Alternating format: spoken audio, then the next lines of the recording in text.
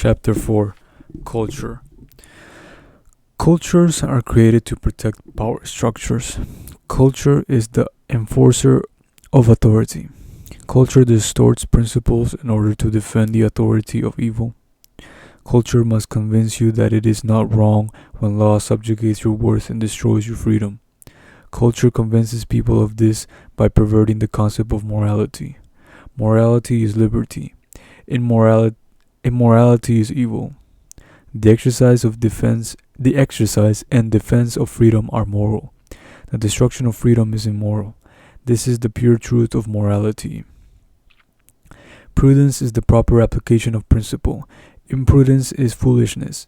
Prudence is not morality.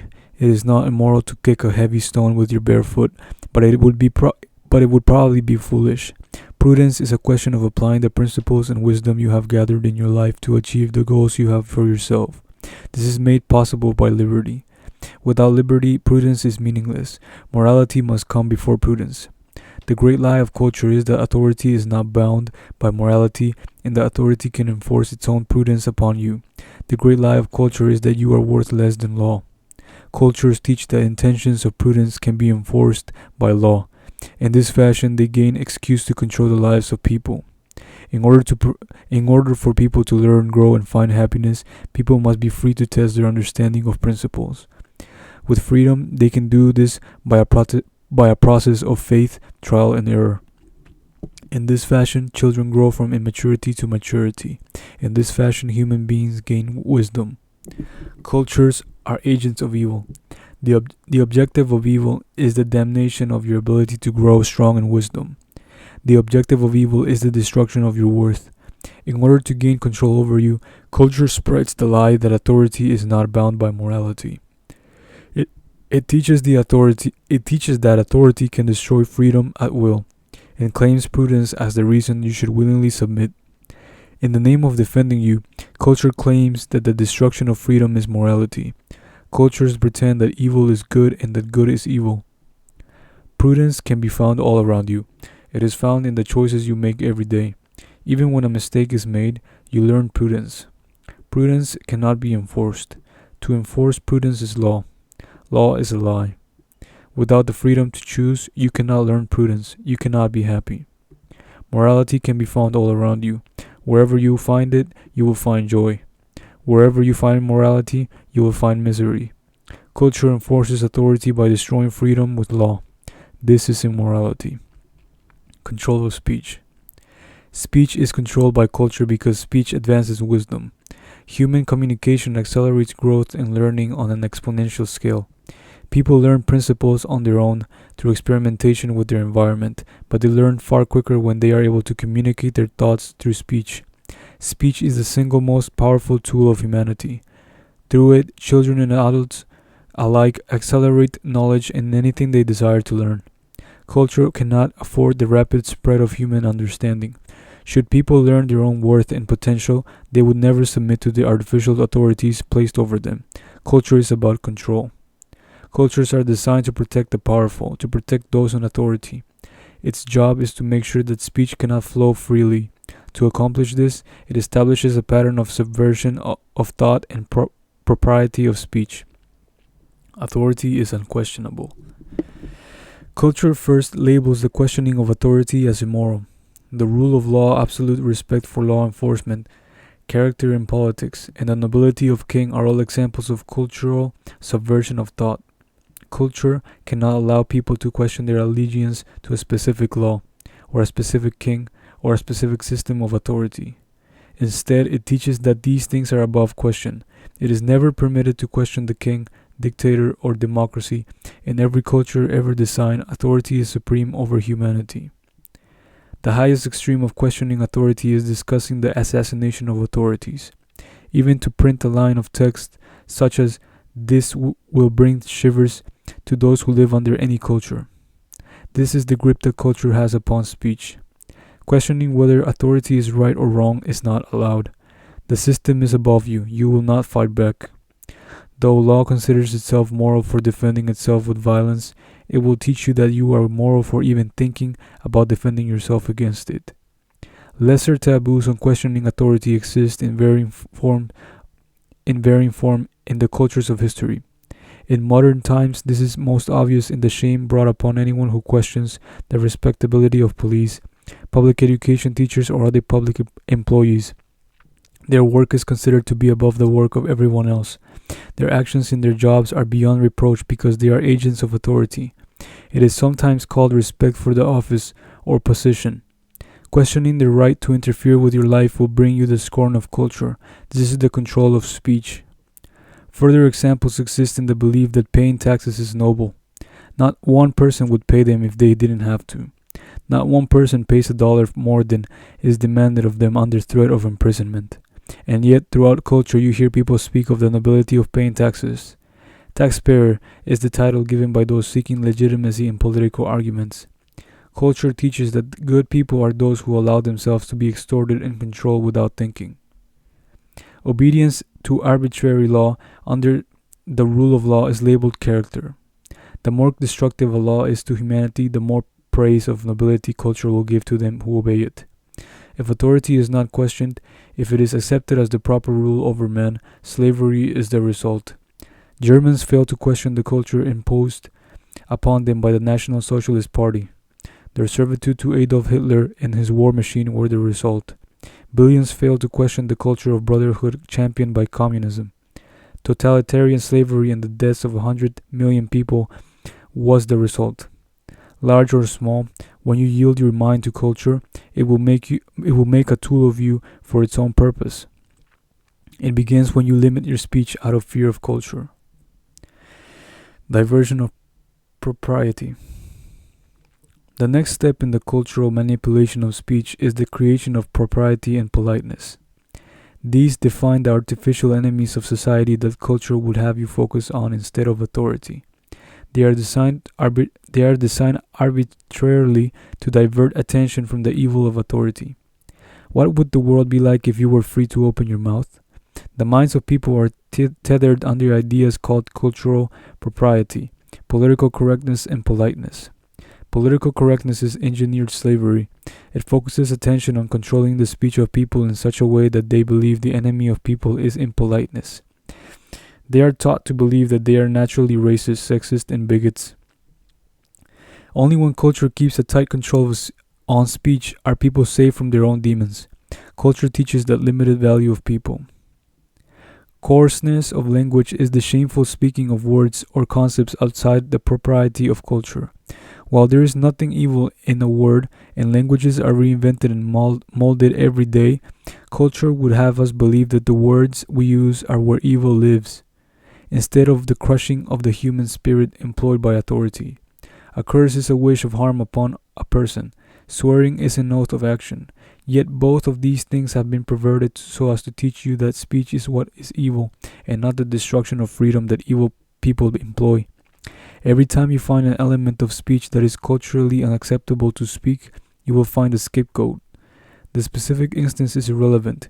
Culture always creates propriety to hide tyranny. In the beginning of the National Socialist movement of Germany, culture was engineered to make defending a Jew unseemly. It likewise made it impolite to challenge those who condemned Jews. This pattern is found in every culture ever created. Nazi culture was not after the control of the Jews, it was after the control of the Germans. Choice. In order to free yourself from the slavery of speech control, you must understand the principle of personal offense. If you are offended by a word or a sentence, then you have chosen anger and hurt for yourself. Culture would have you believe that it has been forced upon you, but this is not true.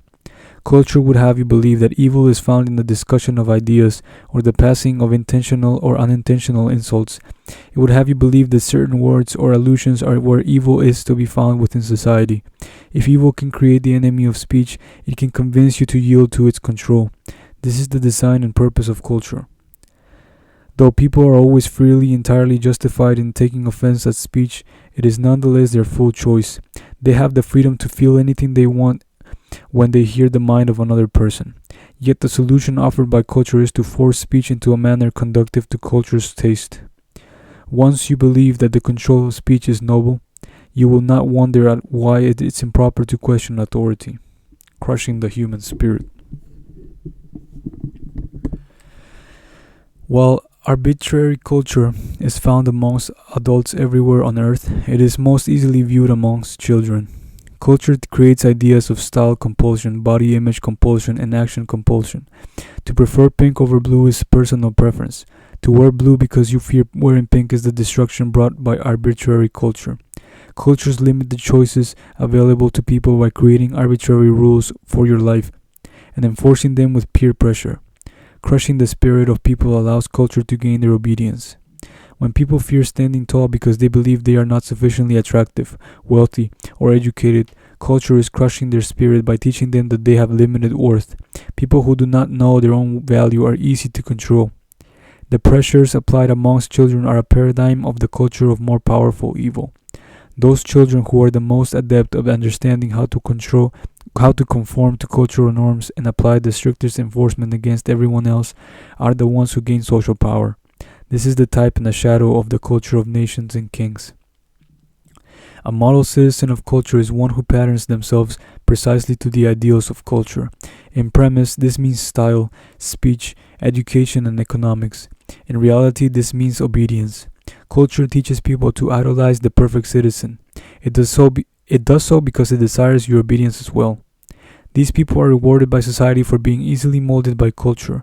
The powers of authority and compulsion in all walks of life will always reward the model citizens with tokens of nobility and will always punish those who fail to meet the standards of servitude with humiliation and ridicule. Such is the creation of a culture. Such is the making of slaves. This breakdown of the human spirit eventually forces everyone to conform. Very few will even think of fighting the power structure. Almost everyone accepts authority. Arrogance versus conceit. Culture teaches that arrogance is an unwarranted valuation of self. You are a being of unlimited value. Culture is lying to you. Arrogance is condemned by culture because culture does not want people to understand how much they are worth. It purposely confounds the meanings of arrogance and conceit. Conceit is believing that you are more valuable than others. All people have infinite value. To be conceited is to degrade the value of those around you. Authority is the ultimate conceit. It lays people low lest they believe that it is they and not law which has value. Arrogance is an understanding of your own worth. Culture condemns it in order to suggest that you are really not of sufficient value to do, say, or accomplish things that you desire. Arrogance offends others because they have been taught by culture their entire lives that they have little or no value. They are hurt by the misunderstanding that arrogant people are better than they are. They are taught that arrogance is conceit. If people were not so easily swayed by the doctrines of culture, they would recognize that all people have equal value. When they see the arrogance of a person who has faith in themselves above that of their own, they would rejoice. If an arrogant person has great values, then so do they. Culture condemns arrogance in order to crush the spirit of faith. Without culture, people would allow themselves to revel in the inspiration that arrogant people provide. The arrogance to believe that we can fly, cure disease, and accomplish wonders. The arrogance to suggest that you can govern yourself. Enthusiasm and excitement. Enthusiasm for life is frequently ridiculed by culture. Those who are excited by the wonder and beauty of our world are in danger of understanding how much they are worth. This is not something that culture can allow. Excitement and enthusiasm are allowed only in limited and predefined forms. Every culture is different, but they all provide acceptable directions and outlets for excitement. These outlets divert the arrogant expression of enthusiasm so that others will not be inspired. Culture dismisses achievement as impossible for the average person. It teaches that most people can expect only limited success in their life. It teaches people to accept that dreams are unreachable. Without exception, the reason that dreams are so hard to reach is because of culture. Laws, control, and the crushing of the human spirit limit our ability to achieve. Only human. Culture has many variations of the phrase only human in every language.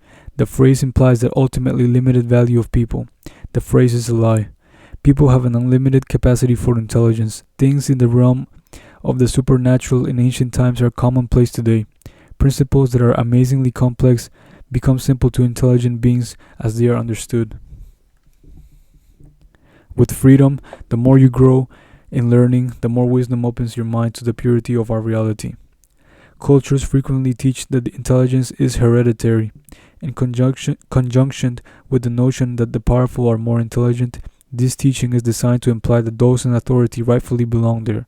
It is designed to teach that the intelligence of people is limited by the physical construction of their brains. Those not in authority are obviously not qualified to rule themselves.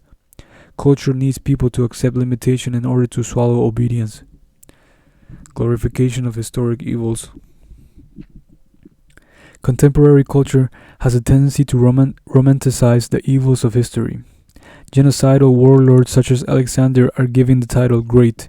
Royal masters are bestowed with the honor of having been a good king.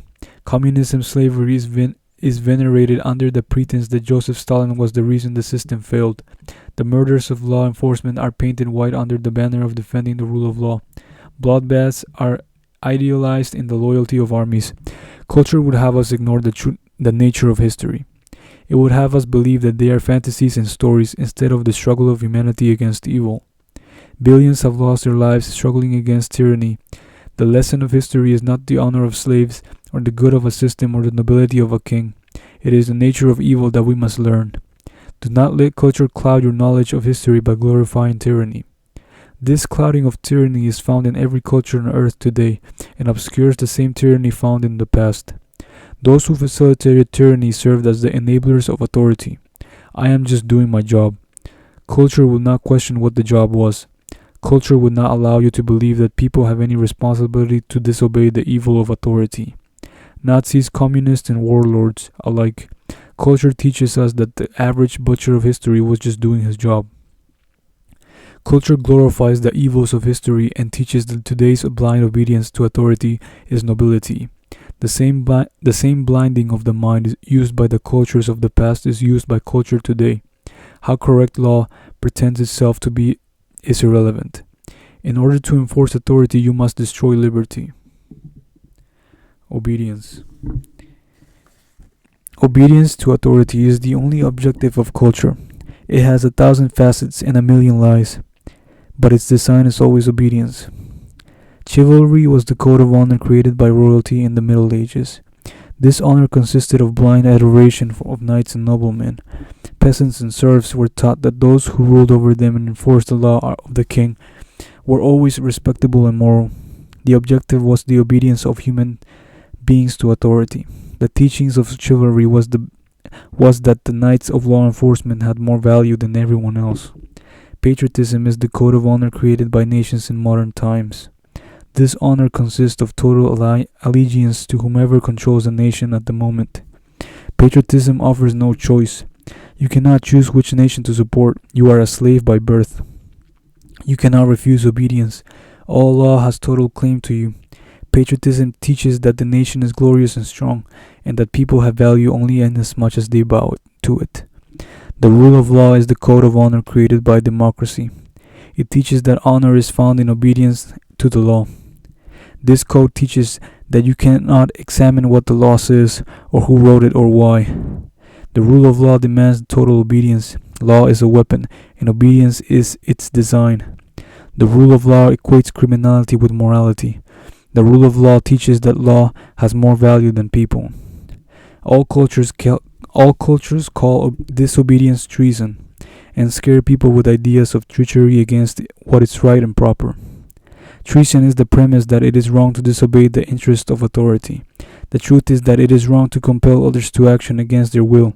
Since authority is always a creature of force, the claims of law are immoral and irrelevant. There is no such thing as treason. Slaves as enforcers. Those who are under the limitation of culture will enforce culture's doctrines upon others. Culture teaches that morality is found in obedience, and so those who believe that authority is rightfully exercised over people will demand that their friends and neighbors behave according to culture's will. This is the treachery of culture. It convinces people that slavery is morality. It desires only obedience, and people return it in droves. It convinces people that the destruction of freedom is morality. It pretends that evil is good and that good is evil. All who would speak against authority in the defense of freedom are condemned. At its strongest form, culture is able to convince its people to become soldiers and murder, plunder, and conquer new peoples. It has happened in every empire. It has happened in every kingdom and nation. From Nazi warlords to barbarian hordes, and from lynch mobs to law enforcement, authority is expanded and retained by violence. Those who participate in furthering the goals of evil are given the titles of bravery and honor by culture. Symbols of authority. Culture seeks to enforce authority by impressing upon the minds of people that they are inferior to law. When people believe that they are worth less than law, they will believe that it is their rightful place to obey. The symbols that authority uses to create the illusion that people have limited worth are very similar throughout history. The robes of modern judges compared to the robes of royalty. The wigs of late European politics compared to the crowns of royalty. The uniforms of law enforcement and the armor of knights. Captain, general, senator, magistrate, sheriff, prince, lord.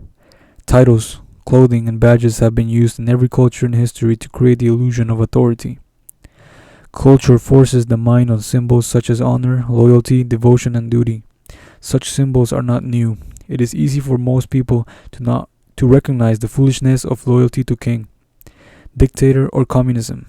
However, people still fall to modern symbols such as law, democracy, and patriotism. If the objective of a symbol is obedience, it is evil.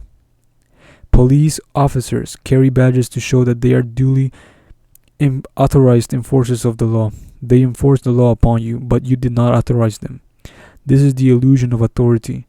Culture hides tyranny behind the trappings of meaningless symbolisms. It would have you believe that law is authorized to reign over you however it pleases. It hides the fact that only you can give that permission. Instead, it presumes permission by birthright, or by the geometry of your location relative to its borders. It is an illusion. Should law truly be the authorized agent of defense or production, it would have to receive the permission of every single person it claims to represent. It would have to allow every person to extricate themselves from that authority if law failed to meet its obligation. Law never seeks permission and never will. It does not represent you, it represents evil. Money and greed. Money is good. Culture has invented the lies of money's evil so that authority can more easily lay claim to it. Authority can take your ambition from improving your life by demonizing your labors. Culture teaches people that desiring greater comforts is selfish and greedy. It teaches that money is a mysterious evil. The more money is condemned, the easier it is to steal it from you. Greed does not exist amongst free people. Greed is not love of money. The love of money is only the love of a better life. Greed is theft of money, and it exists only amongst tyrants. There is no end to the amount of improvement you can have in your life. There is no limit to humanity's ability to cure disease, to end hunger, and to enjoy life. Culture would have you believe that you are limited. Culture teaches that you are not worthy of achieving your dreams. There is no greed in desiring more. There is only greed in stealing the labors of another. Theft is evil. It is the nature of authority to steal. Only tyrants possess greed. When culture teaches that working for money is greed, it also teaches that labor without money is noble. Laboring by rule of law for the collective we is taught as the proper form of ambition. If you cannot choose to give or to keep, then you are not we, you are a slave. Suit of law. Law is a weapon. Authority establishes itself as the only means of defense. Because of this, people have no recourse against the law. Law is designed to enslave all who obey it. There are many people who are able to use the law to extort. Lawyers and thieves regularly band together in democracies to loot the valuables of people. It is commonplace to fear behaviors and speech because they will be used as a pretense for extortion. The idea of law that licenses extortion is liability. This idea teaches that one man is responsible for the failures of another. It is commonly accepted as a noble principle of justice. It is not justice, it is a lie. Liability is not a principle. Principles need no enforcement. The reason liability laws are enforced is to extract massive sums of money from anybody who happens to be able to pay. Liability teaches that you have a responsibility under law to prevent the failures of others. If you have more money than they do, in a free world, people's actions are their own, and their failures bring consequences. Those consequences of principle are necessary to the growth and understanding of humanity. Law twists the consequences and assigns liability by fiat. Law confounds our understanding of true principles with obfuscation. This is done to enslave and extort. Collectivism. Culture teaches that worthiness of the common good employed by force. It teaches that it is acceptable to issue law to advance a collective idea. Whether to pay for a project or control behavior, compulsion is frequently labeled public interest. If these things are truly for the benefit of people, why must they be enforced in order to accomplish them? Remember the difference between principle and law. Principles requires no enforcement. No law is required in order for people to feed and shelter themselves. If something must be done by force in order to accomplish it, then it is not a good thing. It is only something that authority wants. All government, all influence, and all laws are methods of forcing you to yield money or motive without your permission. If these were things that truly provided benefit to you, then you would do them willingly. In a free market, you get only that which you pay for. In government, you can easily get anything you want at the expense of others. Those who have the most to take are the easiest to rob. Culture uses ideas such as the working class and the rich. These ideas have no meaning since all classes work and even the poor of today are rich compared to the rest of history. These ideas are just tools of cultural manipulation. If culture could create social classes and convince you that they are at war, then it can hide its own tyranny. Culture creates collectivism with individual crushing labels such as we and our. People are taught that within a nation they are our children rather than the parents. Culture teaches that we want laws and taxation and that we fight wars. The destruction of the individual and collectivism directly serves the purpose of evil. Collectivism teaches that good things can come from compulsion. It teaches that people can be forced to accomplish things for their own good. It pirates the love of people have for their neighbors and twists its own authority's demands. Slavery is the result. If an individual will not choose a thing, then it is not good for him. Force crushes the human spirit. Choice enables life. Morality and values. Evil is not found in the stupidity of man. Evil is found in the slavery of man. Law impersonates morality. Culture teaches the ultimate infallibility of law in order to compel obedience. Even when law is wrong, culture teaches that the moral thing to do is to obey. Law presumes to enforce prudence on people by calling it morality. This is the ultimate deceit. Morality is freedom. Law destroys freedom and calls it morality. Freedom is the cure for imprudence. All the social ills that law presumes to correct exist because people are not free to learn and grow. With limited ability for growth, principles are confused and foolish behavior is the frequent result. Freedom brings wisdom, peace, and prosperity. The history of freedom shows this clearly. Force and compulsion destroy the value of human beings and dissolve the will of their spirit. Evil steals the sovereignty you have over your own life. Nothing righteous can come from the destruction of freedom. Sanity. Culture teaches that only nuts and crazies challenge authority. Law is the holiest and most sacred emblem of culture. Insanity is not an inability to perceive reality. It is a willing rejection of reality in favor of the artificial constructs of tyranny. Law threatens violence upon all who refuse to obey it. When you choose to act upon an artificial view of reality, you are insane. People obey law out of fear of death until they can be properly cultured to accept the rule of law without question. Cultural indoctrination is insanity. The definition of insanity is blind obedience.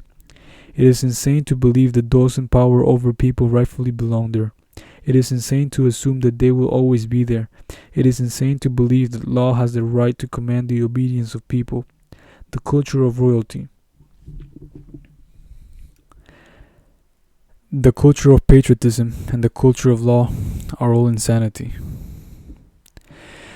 No human being who understands the fullness of their own worth would ever accept the notion that someone ought to rule over them.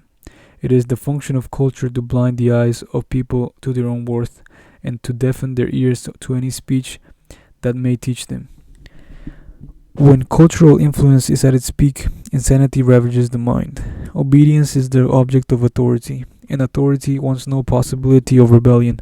The definition of insanity is blind obedience. Defense for freedom. Defense of freedom.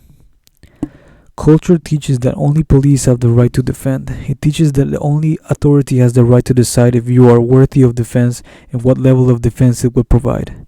While it teaches that it is never acceptable for you to defend yourself, culture teaches that when the law implements kidnapping and murder to enforce its authority, it's always acceptable. In order to remove all thought of people fighting their masters, culture teaches that revolt is never acceptable. Rebellion without violence is almost always impossible. Culture ensures that authority holds a monopoly on violence, and it has no compunction about kidnapping, imprisonment, and murder. The only way to escape authority is to destroy all tyranny. This is the reason massive wars have been necessary to destroy entrenched tyrants such as Adolf Hitler. Culture controls speech to stop authority from being questioned. It creates ideas of propriety to hide its own tyranny. The only remaining element is to make sure that if someone does discover their own worth, that they cannot extricate authority from their lives. This is done by making the defense of freedom immoral. The price of freedom is blood. The reason for this is simple. Evil does not care if you live or die. It will kill you before it yields control over your life to you. Hundreds of millions have died in history's wars proving this principle. Every instance of a thug maiming, raping, or killing an innocent person proves this principle. While the vast majority of people are not evil, there are powerful tyrants who will never yield. They are men who will scorch the earth in order to gain or maintain authority. The only way to end tyranny is to destroy every tyrant. The more the tyrants are allowed to work the devices of culture upon people, the harder tyranny is to extricate, and the more lives it will cost to do so. This is the reason that culture teaches that only proper way for you to defend yourself against law is to obey the law. The teaching preserves tyranny. 100 million people have died at the hands of communists because so few were willing to ignore the law and instead do what was right. Europe was nearly obliterated because so many people valued the law more than liberty. They failed to stop Adolf Hitler while he was still weak. Removing the true nature of violence from news and relegating its understanding to the artificial violence of entertainment teaches people that there is safety in slavery. News reports enable authority when the true cost of tyranny is removed from view. Culture hides these plainest images of blood from people in order to keep them passive. In reality, evil will stop at nothing to control you, including destroying everything you have and everyone you love. Violence is used in the preservation of tyranny every day. Violence and murder are only weapons of immorality when used to destroy freedom. The defense of freedom is never immoral. Any man who will wield the weapons of violence against innocent people in order to gain authority must be destroyed.